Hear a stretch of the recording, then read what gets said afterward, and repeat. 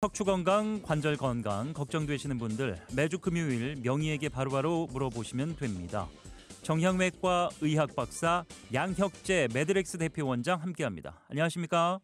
네, 안녕하세요. 네, 오늘은 또 어떤 질병 속 시원하게 알려주실까요? 네, 오늘은 소리 없는 뼈도둑이라는 얘기 들어보셨을 겁니다. 이 골다공증의 원인과 관리법에 대해서 말씀드리도록 하겠습니다. 네, 오늘은 골다공증의 원인과 나라에서 지원한 치료법 그리고 식습관 관리법에 대해서 정형외과 전문의 양혁재 박사님과 자세히 이야기 나눠보겠습니다.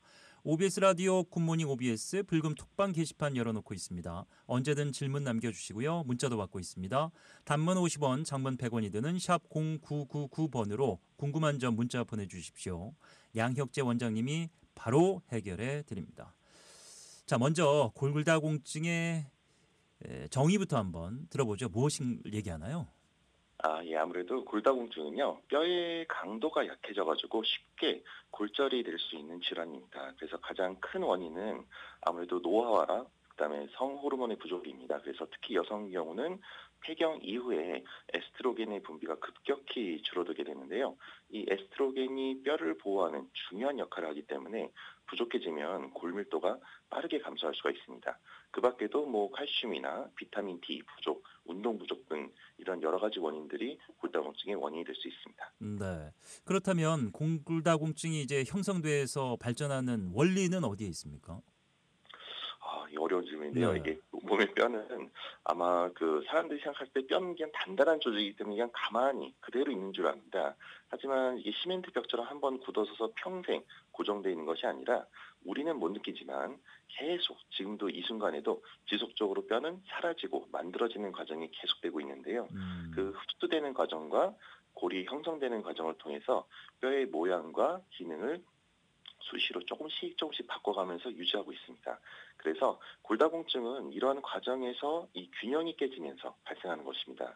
즉 뼈가 사라지는 속도가 너무 빨라지거나 아니면은 만들어지는 속도가 너무 느려져서 뼈가 약해지는 거죠. 그래서 골 생성량이 골의 흡수량을 따라가지 못하면 뼈가 점점 엉성해지고 얇아지는 그런 골밀도가 낮아지는 그런 병이 생길 수가 있습니다. 예. 골다공증 어떤 증상으로 감지할 수 있는지 연계된 합병증까지 좀 전해주시죠. 네, 아무래도 골다공증은 증상이 특별히 없어서 그래서 말 그대로 우리 제목처럼 소리 없는 뼈도둑이라는 말이 있습니다. 그래서 하지만은 뼈가 약해지면서 허리 통증이나 키가 줄어드는 현상, 또 경우에 따라서 나이 들어서 등이 굽는 척추 후만증이 나타날 수가 있습니다. 그래서 가장 위험한 합병증은 아무래도 골절입니다. 이 연세 있으신 분들이 가벼운 낙상이나 충격에도 이 고관절, 이 큰 뼈가 척추 같은 손목 골절이 쉽게 발생할 수 있고요. 고관절 골절은 사망률을 높이고 또 거동이 어렵게 만들어서 삶의 질이 크게 떨어질 수가 있습니다. 소리 없는 병이라고 하셨는데 그러면 판별은 어떻게 해내는지 자가 진단은 좀 어렵겠네요. 그러면. 네, 맞습니다. 이게 자가 진단은 솔직히 막상 골절이 되고 나서 뒤늦게 진단을 받고 후회하시는 분들이 꽤 많으신데요. 그래서 또 자가 진단만으로는 솔직히 판단하기가 너무 어렵고요. 가장 정확한 방법은 내 몸에서 이게 좀 이렇게 미리미리 예방 차원에서 건강검진 받듯이 골밀도 검사를 미리 해보는 것이 중요합니다. 이 검사는 이제 주로 척추랑 엉덩이뼈, 팔목뼈 등의 그 X선을 약하게 쪼아서 뼈의 밀도를 정밀하게 측정하는 건데요. 그 스코어가 이제 T 스코어라고 해서 네. 그 스코어가 마이너스 1.0 이상이면 정상이고요. 마이너스 1.0에서 마이너스 2.5 사이면 골다공증의 전 단계, 골감소증이라고 합니다. 하지만 마이너스 2.5 이하로 떨어지게 되면 이때 골다공증으로 진단하게 됩니다. 자, 골다공증 주사 치료가 있다고 알려져 있는데 우리나라에서 네. 지원하는 분야가 있습니까?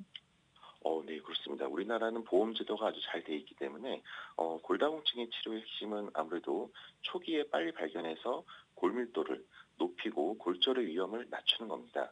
그래서 최근에는 환자들의 복약의 그 수능도를 높이기 위해서 먹는 약보다 주사 치료가 많이 활용되고 있습니다.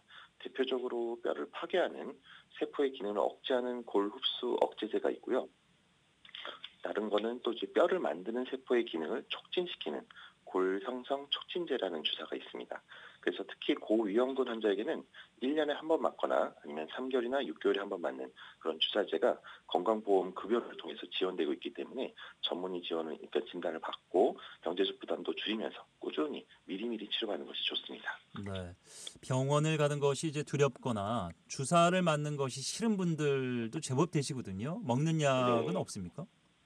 예, 있습니다. 우리가 먹는 약도 매일 드시는 약도 있고 또 매주 아니면 한 달에 한 번씩 먹는 경구 복용약도 있는데요. 네. 일부 약이 좀 크고 또 아무래도 삼키기가 이제 식도에 자극이 돼서 음. 그 식도염을 유발할 수 있는 부작용이 있기 때문에 복용 시 항상 자세를 이제 앉아서 서서 좀 먹어야 되는 그런 제약이 좀 있습니다.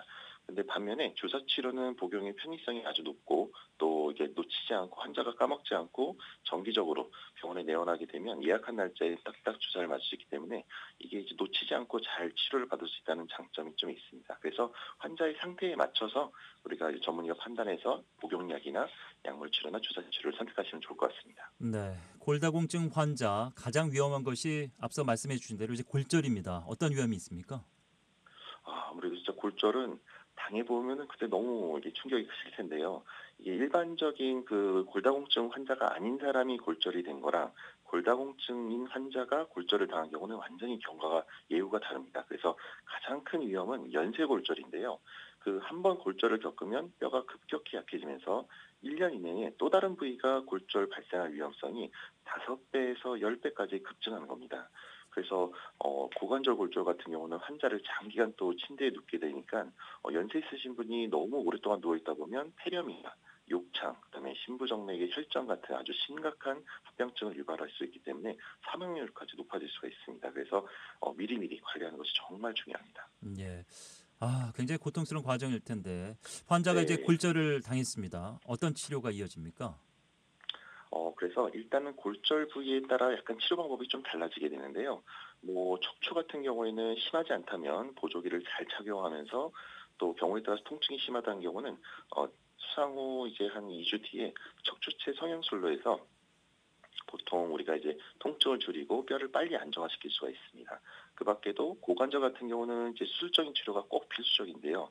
수술을 안 하고는 걸을 수가 없기 때문에 최대한 빨리 수술을 받는 것이 좋습니다. 예. 자, 청취자 질문에 대한 답변 속 시원히 해결해 드리죠. 먼저 골다공증 예방과 관리를 위해 평소 식습관은 어떻게 하면 좋을까요? 네, 정말 중요한 질문인데요.